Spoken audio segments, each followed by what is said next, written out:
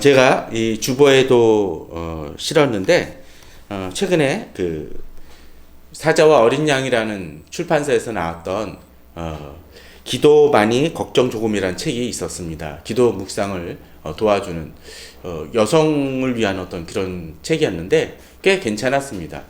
그쪽에서 이제 또 하나의 기획으로 그쪽 책은 원래 이제 외국 저자였는데 이번에는 우리 국내 저자로서 청소년용으로 책을 하나 만들었습니다. 그래서 기도 많이 걱정 조금에 청소년을 붙여서 청소년 기도 많이 걱정 조금이라는 책을 냈습니다. 청소년 시각 속에서 그것을 좀 다루고 있어서 청소년이 계신 분들이라든지 또는 주일학교 같은 데서도 선물용으로 쓰면 괜찮지 않을까라는 생각을 했습니다. 출판사에서 책을 줬기 때문에 얘기하는 게 아니라 책이 그 아이들용에는 괜찮다는 생각이 좀 들었기 때문입니다. 근데 거기에 한 구절이 이런 게 있었습니다. 제가 잠깐 읽어드리겠습니다. 주보에도 나왔습니다. 제게는 초중고등학교를 함께 다닌 단짝이 있습니다. 하나님을 믿지 않는 친구입니다.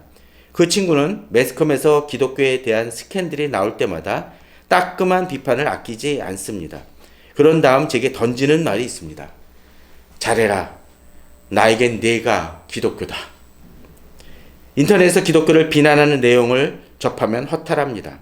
친구들이 기독교에 대해 욕하면 부끄럽습니다. 그래서 기독교를 욕하기도 하고 자신이 크리스천인 것을 숨기기도 합니다. 하지만 변화하지 않는 사실은 나도 기독교라는 것입니다. 누군가는 우리를 통해 예수님을 볼 것이고 기독교가 무엇인지를 알게 될 것이기 때문입니다. 라고 했습니다. 저는 이 구절 중에서 잘해라 나에겐 내가 기독교다 라는 말이 참 인상적이었습니다. 사실 세상이 또 이 친구처럼 기독교를 욕한다 할지라도 자기 옆에 있는 친구 때문에 그 기독교에 대한 희망을 놓지 않는 분이 있음을 보게 됩니다. 제가 이것을 페북에 올렸더니 예전에 그 초등학교 동창이었는데 교회를 다니다가 어렸을 때부터 교회를 다니다가 청년 때부터 교회를 다니지 않는 한 친구가 댓글을 달았습니다. 뭐라고 댓글을 달았냐면 나에겐 너도 그렇다라는 얘기를 해가지고 참 어떤 때는 부담스럽고 부끄럽기도 했습니다.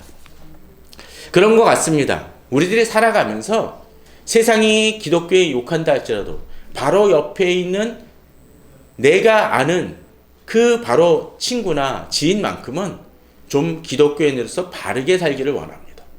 비록 자기는 엉망으로 살고 문제가 많다 할지라도 자기는 교회가 저지르는 행동보다도 더 문제 있는 행동을 많이 한다 할지라도 옆에 있는 기독교인은 좀 제대로 살기를 원합니다. 그게 사람들의 참 묘한 심리인 것 같습니다. 기독교인이니까. 그런데 자기가 그 삶을 살기는 싫죠. 근데 문제는 세상 사람들은 세상 사람이니까 그렇다고 치더라도 교회 내에서도 그런 사람들이 있는 것 같습니다. 종종 그렇지 않나요? 자기는 뭐 하고 싶은 거 다 하면서 장로님은, 집사님은, 권사님은, 목사는 제대로 살아야 된다고 주장을 하는 사람들이 종종 있습니다. 또는 장로, 집사, 권사가 아니더라도 보기에 정말 열심으로 신앙생활을 해왔던 사람이 이탈을 하면은 아무렇게나 살던 사람이 막 그렇습니다. 너 어떻게 그렇게 살 수가 있어? 라고 얘기를 합니다. 저는 그런 것을 보면서 좀 그런 생각을 해봅니다. 그런 본이 되고 또 그 본이 되는 삶을 사는 사람들을 보면서 자기는 안 살다 할지라도 그 사람 때문에 어떤 때는 위안이 되기도 하고 그냥 그 사람이 그렇게 잘 살기를 그냥 바랍니다. 근데 이런 심리 속에서는 그런 게 있는 것 같습니다. 만일 크리스찬으로서 또는 기독교인으로서 올바르고 또 모범적으로 살아갈 때 사실은 그렇게 살아가는데 옆에서 그렇게 살기를 바라는 사람이 있는 것은 무슨 이유일까요? 아마도 자기는 그렇게 살지 않으면서 그런 사람이 있기를 바라는 것은 그 열심히 주 안에서 살아가는 사람이 짊어지고 있는 짐이라든지 또는 그렇게 살아가면서 치러야 될 희생이라든가 수고에 대해서만큼은 자신은 하고 싶지 않은 심리는 혹시 있지 않을까요? 그런 게 있는 것 같습니다. 너 신앙생활하는 거 정말 존경스러워라고 얘기하면서 조금도 자기 자신은 변하지 않는 그 같이 교회 다니는 사람들을 동창 중에도 또는 옛날 교회 친구들에도 있습니다. 문제는 뭘까요? 우리가 지금까지 성경의 루저들이라는 것을 보면서 많은 경우에 그 세상의 어떤 세상 사람들의 문제에 넘어짐도 있었지만 신앙생활을 하다가 넘어지거나 하나님을 바라보다가 양다리 걸치거나 이중적인 태도들 온전하게 주님을 섬기지 않다가 넘어지는 많은 사람들을 보았습니다. 그러나 오늘은 또 다른 측면에 넘어진 사람을 보고 싶습니다. 그것은 뭐냐면 하나님 안에서 넘어진 사람이 아니라 세상에서는 넘어진 자처럼 비춰지는 사람이 있다라는 거예요. 예컨대 이런 것입니다. 앞서 이렇게 하나님 안에서 수고하며 살아가는 그 사람들은 어쩌면 세상 속에서는 그렇게 살아감으로 인해서 손해보거나 불이익을 당하거나 공격을 당하는 경우들이 의외로 있다라는 것입니다. 목사도 그렇습니다. 목사도 인기 있는 설교만 하게 되면 사람들의 흥미만 자극하는 설교를 하면 쉽습니다. 성도를 모으기도 쉬울지 모릅니다. 그러나 그런 속에서 하나님의 역사와 복음을 제대로 전하는 것과는 거리가 있을 수 있습니다. 성도도 그렇습니다. 세상에서 원하는 방식대로 그냥 살아가고 그렇게 살아가면 편할지 모릅니다. 그러나 하나님은 그 사람을 온전하다, 잘하고 있다라고 칭찬하지 않을 수 있습니다. 그러기에 사실은 그리스도인으로서 살아간다라는 것은 남이 보기에는 나는 내가 기독교다라고 하는 칭찬은 받을 수 있을지 모르지만 그 삶을 살아가는 사람은 세상적으로는 손해보고 어떤 때는 어려움을 겪는 경우, 심지어는 순교를 당하는 경우들도 있을 수 있다는 것이죠. 그럴 때 우리는 세상적으로는 넘어진 자 같을 수 있습니다. 우리가 지난번 보았던 예수 그리스도께서 뭐가 되십니까? 걸림돌이 되고 거치는 돌이 되고 스캔델론이 되는 그 이유가 무엇입니까? 남들이 원하는 방식대로 살아가지 않기 때문이죠. 오늘 본문은 바로 그러한 사람들을 보여줍니다. 본문을 보게 되면 이제 성도들이 나옵니다. 13절에 장로 중 하나가 응답하여 나에게 이르되 이 흰옷 입은 자들이 누구며 또 어디서 왔느냐라고 묻습니다. 그런데 이 흰옷 입은 자들이 뭐라고 설명합니까? 14절에 보면 내가 말하기를 내 주여 당신이 아시나이다 하니 그가 나에게 이르되 이는 큰 환난에서 나오는 자들인데 라고 되어 있습니다. 이 주님 오시는 마지막 때에 이제 심판이 벌어지는 그 상황 속에서 이 본문이 나오고 있습니다. 흰옷을 입은 자들인데 뭐라고 되어 있습니까? 큰 환난에서 나오는 자들이라고 되어 있습니다. 어려움을 겪은 것이라는 거죠. 세상적으로는 힘든 일을 겪은 사람들인 것입니다. 그런데 그 사람이 어떤 사람입니까? 흰옷을 입은 자들입니다. 세상적으로는 고통받고 어려움을 겪어서 외형적인 세상의 눈으로는 추레해 보이고 어려움을 겪고 볼품없어 보일지 모르지만 하나님의 시각에서는 어떻습니까? 흰옷을 입은 자입니다. 깨끗한 자들이라는 거죠. 순결한 자들이라는 거죠. 순전한 자들이라는 것이죠. 그런데 이 순전함은 어떻게 이루어집니까? 14절은 계속적으로 이야기를 합니다. 큰 환난에서 나오는 자들인데 어떻게 합니까? 어린 양의 피에 그 옷을 씻어 희게 한 사람들임을 얘기해 줍니다. 이것은 무엇입니까? 예수 그리스도를 믿음을 통해서 예수 그리스도의 바로 우리들에게 대한 죄를 씻어 주심을 통해서 속죄함을 통해서 희게 되었다라는 것입니다. 그렇습니다. 그리스도인의 출발점은 바로 거기에서부터 출발이 되어집니다. 예수 그리스도를 믿음으로 바뀌어지는 것이죠. 우리 힘으로는 씻게 되어질 수 없습니다. 우리 힘으로는 씻어질 수 없습니다. 예컨대 그 유튜브나 SNS 같은 데 보면은 얼룩 같은 거 지우는 팁이 많이 있죠. 그죠? 그렇지 않습니까? 예를 들면 뭐 그냥 일반적인 거 뭐 지울 때는 그냥 이렇게 그 비누에 빨면 될지 모르지만 어떤 경우가 잘 지워지지 않는 거 뭐가 있을까요?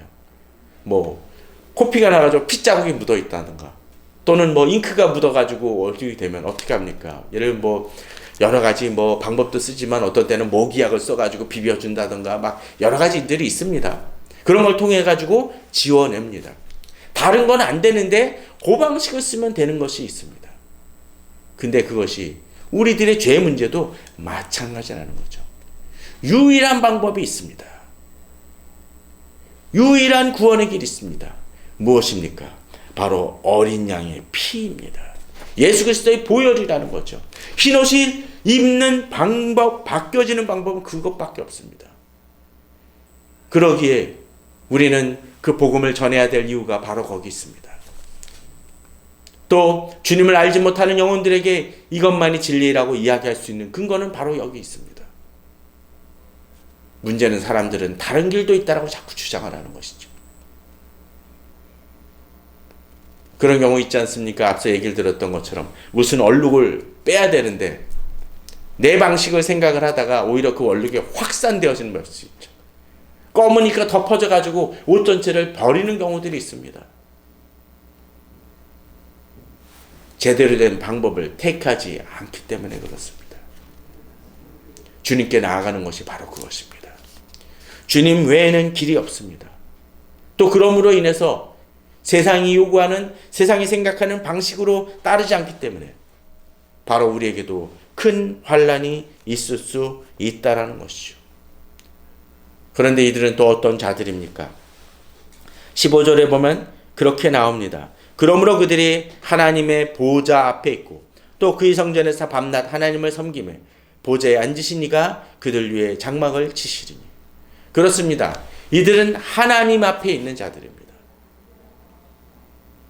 2022년을 보내면서 우리 성도님들은 그런 생각을 하실 것 같습니다.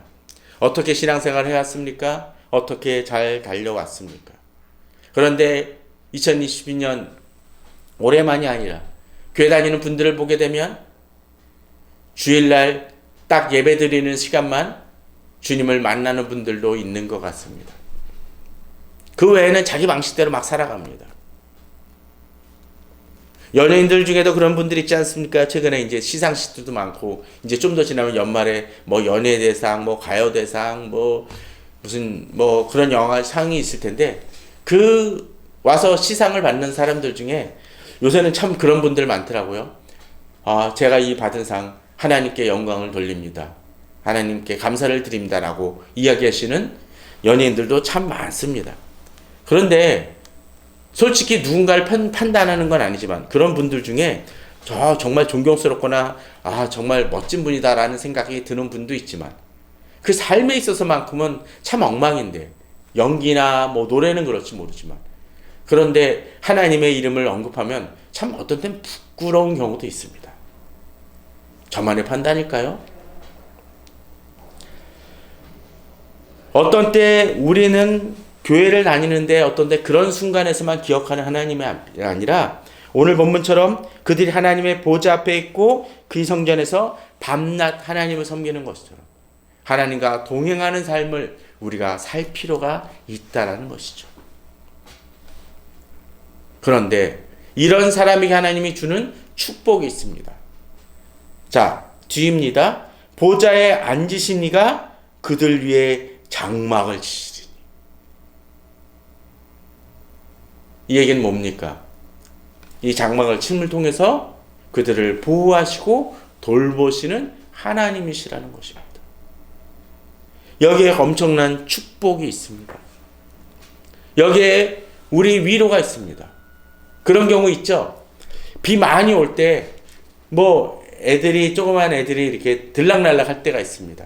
비 피하라고 엄마는 여기서 잠깐 기다리라고 얘기를 하는데 왔다 갔다 합니다. 그럼 어떻게 되나요? 잠깐 나갈 때 폭우 맞아가지고 여기 있었던 것이 아무 쓸모없이 그냥 못이 홀딱 젖는 경우들이 있죠. 땡볕에 나갈 때도 마찬가지겠죠. 장막을 친다는 건 뭡니까? 하나님이 우리를 보호하여 주시고 돌보심을 얘기합니다. 그러니 어떤 일이 벌어집니까? 16절에 보면 그들이 다시는 줄이지도 아니하며 목마르지도 아니하고 아무 뜨거운 기운에 상하지도 아니하리니라고 되어 있습니다. 그렇습니다. 주께서는 세상적으로는 실패하고 환난을 당한 자들이지만 이제 그 환난을 거친 후 주님 앞에 설 때 우리를 어떻게 하신다고요? 장막을 쳐주시며 줄이지 않게 하시고 목마르지도 않게 하시고 해나 아무 뜨거운 기운에 상하지도 않게 하신다는 놀라운 축복을 주신다는 것입니다. 제가 자주 이야기 드리지만 다니엘의 세 친구가 풀무불에 던져진 것을 생각해 보십시오. 그때 어땠나요? 끈에 묶여가지고 던져졌습니다. 그런데 그들이 타지 않으니까, 죽지 않으니까 느부갓네살 왕이 그들을 다시 나오라고 부르죠. 앞서는 어떠했습니까? 그들을 던지기 위해서 사람들이 동원돼서 갖다 넣습니다. 그런데 나올 때는 어떻게 합니까? 누군가 끌고 나오는 게 아니죠. 그냥 자발적으로 나옵니다. 심지어 어떻습니까? 던지러 갔던 사람이 타 죽었습니다. 그리고 나올 때는 어떻게 나왔나요? 한 가지 탄 게 있다 그랬죠? 그 묶어둔 줄만 탔다는 거죠. 머리털 하나 타지도 않았다고 얘기합니다. 하나님의 보호가 그렇습니다. 다니엘은 어떠했나요? 사자굴에 던져질 때 어떤 일이 벌어졌습니까? 며칠씩 굶주린 사자인데 다니엘이 떨어졌는데 다니엘을 전혀 해하지 않았습니다. 그에 반해서 그 다음날 새벽에 이 다리오 왕이 가가지고 다니엘이 살았다는 것을 알고 이제 나오게 하고 이제 그를 모함했던 사람들의 그 가족마저도 집어넣으니까 어떡하죠? 그들이 떨어지기도 전에 사자들이 달려들어서 뼈까지 우그러뜨렸다라고 되어 있습니다. 차이가 있습니다. 하나님의 보호는 그렇습니다. 하나님 우리를 지키시면 바로 그러합니다. 그러기에 우리들은 하나님에 대한 비록 세상적으로는 넘어진 자 같아도 우리는 하나님을 의지하고 나갈 때 궁극적으로 넘어진 것이 아니라 승리한 것임을 우리는 알게 된다는 것입니다. 특별히 17절은 또한 그렇게 얘기합니다. 보좌 가운데 계신 어린 양, 바로 우리를 그의 피로 씻기신 그분이 우리들의 목자가 되십니다. 죽은 어린 양이 우리를 인도하는 목자가 됩니다. 아이러니컬하지 않습니까? 그분이 생명샘으로 인도하십니다. 그러게 줄이지 않고 목마르지 않게 됩니다. 또 본문은 얘기합니다. 하나님이 그들의 눈에서 모든 눈물을 씻어주실 것입니다. 바로 앞에 얘기했던 해나 아무 뜨거운 기온에 상하지 않기에 더 이상의 슬픔이 없게 됩니다. 지금 세상 속에서 슬플 수 있습니다. 우리가 어린아이들을 데리고 부모님이 아이들을 치과로 데려가면 어떻습니까? 보면은 대기하고 있을 때 그렇습니다. 이비인후과만 가도 그래요. 아이들이 그냥 소리를 지릅니다. 의사 선생님이 사탕을 주고 달래고 막 그러죠. 그러나 그렇게 치료해야 낫지 않습니까? 치과도 마찬가지입니다. 그 썩은 것을 도려내고 파내야 이 아이가 낫습니다. 그러나 그것을 잠시 견디지 못하고 그렇습니다. 그러나 바로 하나님께서 그 과정을 통해서 우리 눈물을 씻어주실 것이라는 거죠. 그런데 이렇게 어린 양의 피로 씻음을 받는 이 사람들은 이 세상 속에서 힘들고 어려울 때가 있습니다. 그러기에 오늘 본문은 이제 그렇게 얘기합니다. 8장으로 넘어갔었을 때 이제 7 천사가 이 천사 하나가 와서 제단 곁에 서서 금향료를 가지고 많은 향을 받았다고 되어 있습니다. 하나님께 올려드리는 향이죠. 그죠? 제사를 드릴 때. 그런데 이 향료에 많은 향인데 여기에 뭐가 더해집니까? 본문을 보게 되면 3절에 모든 성도의 기도와 합하여 보좌 앞 금제단에 드리고자 함이라고 되어 있습니다. 자, 우리는 이 속에서 우리가 이 세상을 살아가면서 한 가지 분명히 기억해야 될 것이 있습니다. 우리 기도가 하나님께 드려진 향이 되고 흠향하시는 그 기쁨의 제사가 된다는 것이죠. 그러기에 우리는 기도의 끈을 놓지 말아야 됩니다. 어떤 때 우리가 기도하면서 무언가 기도가 막힌 것 같고 답답함이 있을 때도 있지만 오늘 본문은 그것이 아님을 보여줍니다. 여기 모든 성도의 기도에 문영어를 제외한 모든 성도의 기도입니까? 아닙니다. 예외가 없습니다. 그 기도한다면 그 기도가 하나님 앞에 상달되어진다는 그 사실을 우리는 잊지 말아야 됩니다. 내가 당장은 응답이 되어지지 않는 것 같고 어려움이 있다 할지라도 하나님은 우리의 기도를 놓지 않으시고 들으시고 받으시는 하나님이라는 것을, 제사로서 기뻐 받으신다는 것을 우리는 기도해야 될 것입니다. 4절에 그렇게 해서 얘기합니다. 향연이 성도의 기도와 함께 천사의 손으로부터 하나님 앞으로 올라가는지라. 그렇습니다. 하나님은 우리의 모든 기도를 받아서 받으시는 분이심을 우리는 알아야 될 것입니다.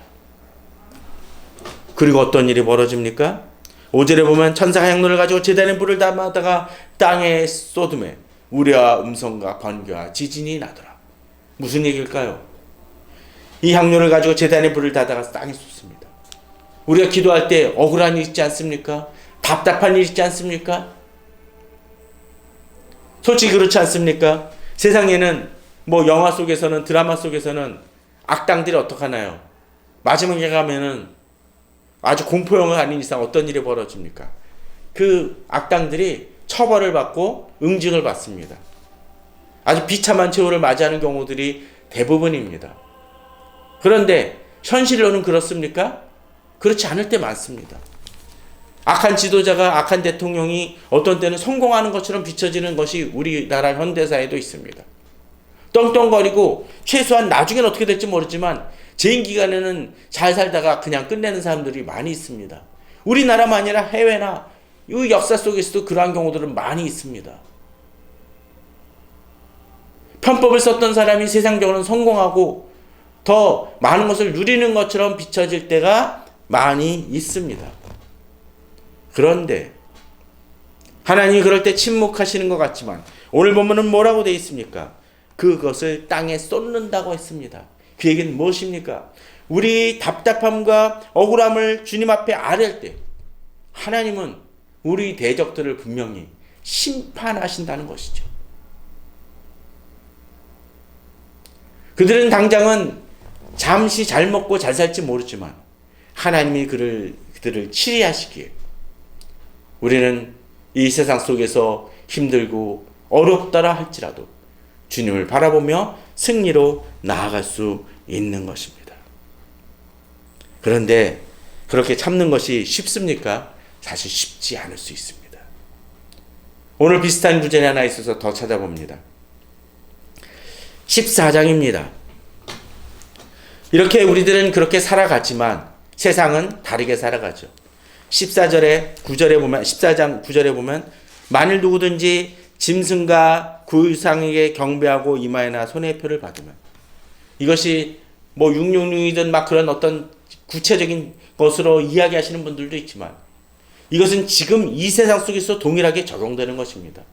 세상에 빗대어 세상에 의지하여 하나님 대신 살아가는 사람들이 곧 이마나 손에 표를 받으며 사는 것과 같습니다. 그러나 그들은 어떻습니까? 그들은 당장 혜택을 보고 많은 것을 누릴지 모르지만 결국 그것은 하나님의 진노의 포도주를 마시는 것과 같습니다. 그러기에 그들의 궁극적으로 어떻습니까? 10절 후반에 보면 거룩한 천사들 앞과 어린 양 앞에서 불과 위향으로 고난을 받을 것이라고 되어 있습니다. 11절에 보면 그 우상에게 경배하고 그 이름표를 받는 자는 누구든지 밤낮 쉼을 얻지 못하리라 하면서 궁극적으로 그들은 세상적으로는 꿋꿋이 선자처럼 비춰지지만 궁극적으로는 넘어진 자, 실패한 자, 망하는 자가 될 것임을 이야기합니다. 그에 반해서 이제 12절에 보면 이제 그러한 짐승과 세상 속에서 또는 환난을 당하며 어려움을 겪는 그들이 하나님 나라를 바라보며 살아가는 이들에게 오는 어려움이 있음을 보게 됩니다. 14장 12절에 성도들의 인내가 여기 있나니, 주의 심판이 임하기 전까지는 사실은 답답하고 힘들 수 있을지 모릅니다. 그러나 그 과정을 지켜나가고 이겨나가는 인내가 우리에게 필요하다는 것이죠. 그 인내는 어떤 것입니까? 그냥 교회만 다니는 것이 아니라 그들은 하나님의 계명과 예수에 대한 믿음을 지키는 자라고 되어 있습니다.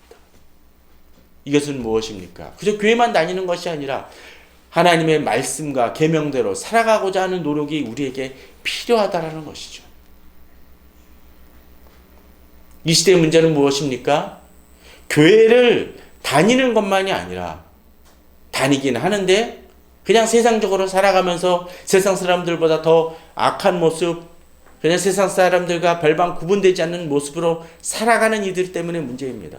그러나 본문은 얘기합니다. 하나님의 계명과 예수에 대한 믿음을 지키는 자가 진정한 성도의 인내임을 이야기합니다. 이제 13절은 우리에게 아주 큰 위로를 줍니다. 또 내가 들으니 하늘에서 음성이 나서 이르되 기록하라. 지금 이후로 주 안에서 죽는 자들은 복이 있도다. 실질적인 순교일지도 모르지만 또는 하나님 안에서 주를 믿으며 자기 자아를 죽여가고 주님을 쫓으며 나아가는 이들은 어떻사고요? 복이 있는 자라고 우리들에게 약속해 주십니다. 그리고 궁극적으로 어떻습니까? 그들이 수고를 그치고 쉴 것이라고 되어 있습니다. 또 우리가 그렇게 하면서 노력했던 모든 수고가 어떻게 해요? 그들 행한 일이 따름이란 그 표현처럼 하나님께서 인정해 주시고 복 주시고 우리를 하나님의 자녀 삼아 주시고 앞서 보았던 것처럼 우리의 눈물을 닦아 주시고 더 이상 줄이지 아니하고 목마르지 않게 하여 주실 것이라는 것을 우리는 믿고 나아갈 것입니다. 우리는 이 성경의 루저들을 통해서 앞서 많은 넘어진 자들을 보았습니다. 불완전한 모습 속에서 넘어진 자, 온전하지 못하고 세상을 쫓고 유혹에 빠졌고 여러 가지 모습으로 넘어졌던 이들이 있습니다. 하나님을 쫓는다고 하면서 적당히 살아갔던 이들도 있었습니다. 그러나 그렇게 넘어진 자들처럼 그들이 세상을 탐했던 것처럼 우리는 살아가지 않습니다. 그러나 우리가 그렇게 열심으로 주님을 쫓아가지만 마치 세상적으로는 실패한 자들, 루저들처럼 비춰지는 모습도 있을지 모릅니다. 그러나 우리가 그렇게 나아갈 때 예수 그리스도의 피로 씻음을 받고 흰옷을 입은 자로서 살아갈 때 주님은 궁극적으로 우리들에게 승리를 줄 것입니다. 그러나 그렇지 못한 자들은 실패하고 말 것입니다. 그러게 오늘 이제 2020년을 이제 한 두세 주 정도 남겨놓은 상황 속에서 우리가 이 말씀을 다시 붙들고 생각해 봐야 될 이유가 바로 여기 있는 것 같습니다. 바로 이 말씀을 붙들고 올해를 잘 정리하시고 2023년을 바라보며 계획하시는 우리 성도님들 되시기를 주님의 이름으로 축원합니다. 다 같이 기도하시겠습니다.